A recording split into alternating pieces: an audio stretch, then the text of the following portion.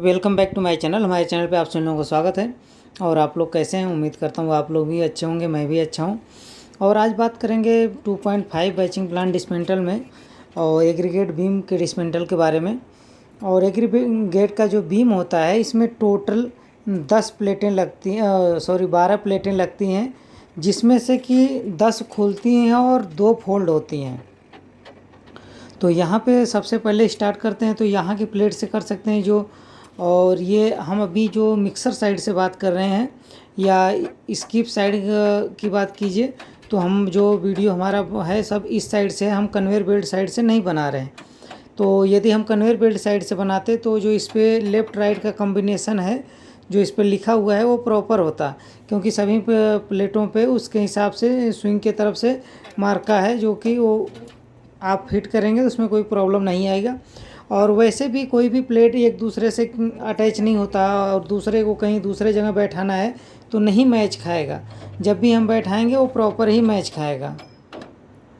तो यहाँ सबसे पहले इस प्लेट को निकालते हैं तो यहाँ पे जो पिनें लगी होती हैं, पिन निकालने के बाद इसमें हाइड्रा की ज़रूरत पड़ती है या कोई और भी, इसमें ज़्यादा वज़न नहीं होता है, क्रेन की ज़रूरत पड़ती है। तो इसमें 1 टन का भी क्रेन है तो भी यहाँ का काम आराम से कर सकता है, कोई दिक्कत नहीं है।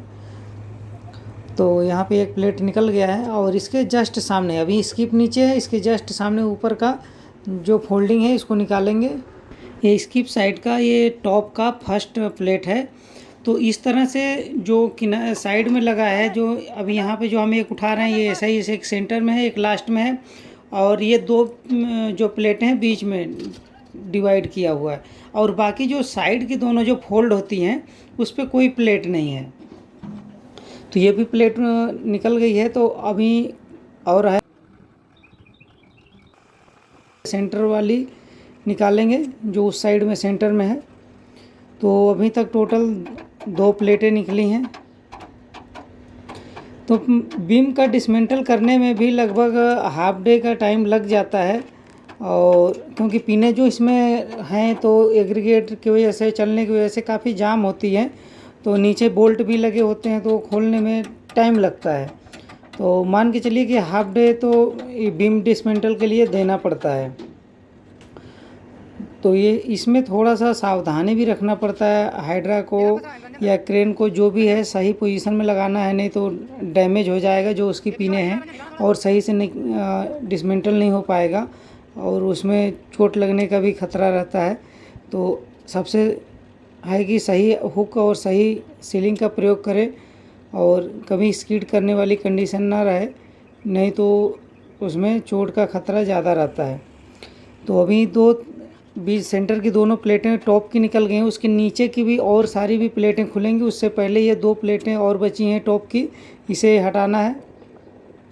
तो सभी प्लेटों में पिन के माध्यम से, पिन किसी में कम है किसी में ज़्यादा है, तो जो नीचे वाला जब हम फोल्डिंग खोलेंगे, जो अभी नीचे बचता जा रहा है ये कि हटाएंगे, इसके बाद जो बचेगा तो इसमें पिनें ज़्यादा होती हैं और यहाँ तक तो बहुत आसानी से खुल जाता है, लेकिन अब इसके बाद थोड़ा सा और ज़्यादा टाइम लगेगा क्योंकि सारा एग्रीगेट जो ज़्यादा होता है, जो ज़्यादा जंग खाती हैं पिनें, अब इसके नीचे साइड की खाती हैं। तो अभी तक हमने टोटल 5 प्लेटें हटाई है अभी तक। अब जो हटेंगी तो यहाँ से और हटेंगी प्लेटें, तो टोटल 10 प्लेटें हो जाएंगी।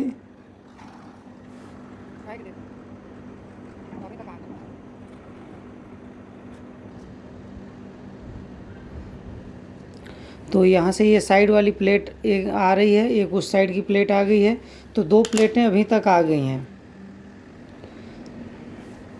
तो यहाँ से इस प्लेट को भी साइड में करने के बाद अभी यहाँ हम आ गए हैं टॉप पे। तो आप देख सकते हैं एक हमारे साइड से एक लेफ़्ट साइड का, तो यहाँ से ये लेफ़्ट साइड का एक प्लेट हटी है पहले और फिर दोबारा ये जो हटी ये लेफ़्ट साइड और दूसरा राइट साइड, 2 प्लेटें हटी हैं। अब ये सेंटर की प्लेटें हटाएंगे।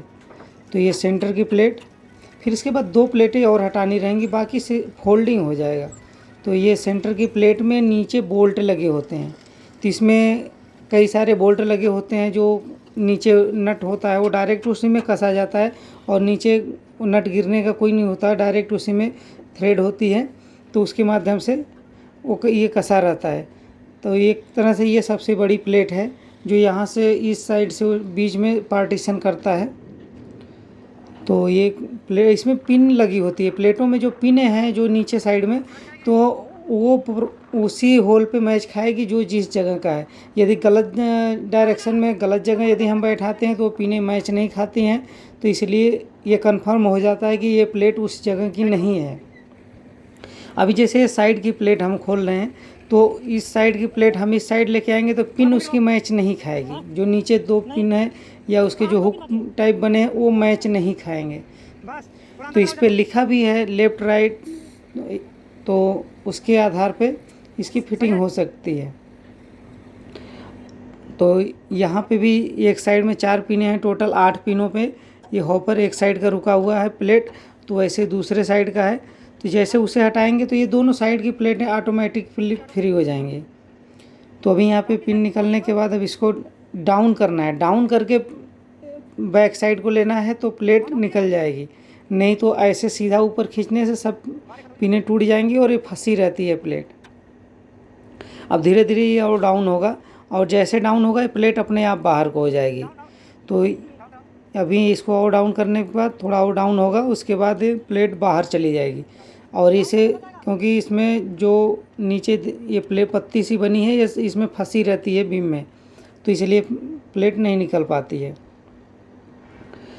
तो ये भी प्लेट निकल गया। एक प्लेट और बचा है जो ये फ्रंट साइड का है, जहाँ पे हम खड़े हैं स्किप साइड। तो ये लास्ट प्लेट है, इसके बाद इसको फोल्डिंग कर लेंगे तो इसका बीम का काम ख़त्म हो जाएगा। तो जो भी इसकी पिनें हैं, और इसका गेट तो बंद रहता है, ऐसे ओपन नहीं होता है। चाहे तो आप यहाँ पे जो एग्रीगेट का बीम का जो बच रहा है यहाँ पे भी पिन आप रख दीजिए, या जो एयर कंप्रेसर का रूम देता है आप वहाँ पे भी रख लीजिए। तो ये पिनें आसानी से जो ट्रांसपोर्ट में है, जिस साइड पे जाना है वो चली जाएगी, कोई दिक्कत नहीं है। वैसे ज़्यादा सेफ रहता है कंप्रेसर में। मान लीजिए by the way gate open भी हो जाए तो गिर सकता है, लेकिन बिना प्रेशर के गेट ओपन होता नहीं है। तो अभी सबसे पहले अभी जो हम मिक्सर साइड से हैं, मेरे राइट साइड का ये प्लेट डाउन हो रहा है। यदि हम लेफ़्ट साइड का करेंगे तो प्रॉपर बैठेगा नहीं, वो बीच में अप हो जाएगा, इसलिए हम पहले राइट साइड का कर रहे हैं। यदि हम कन्वेयर बेल्ट साइड खड़े होते तो हमारे पहले लेफ़्ट साइड का डाउन होता प्लेट, क्योंकि इस पर लेफ़्ट लिखा हुआ है। अब जो दूसरा डाउन कर रहे हैं, इसे डाउन कर रहे हैं, इस पर राइट लिखा हुआ है।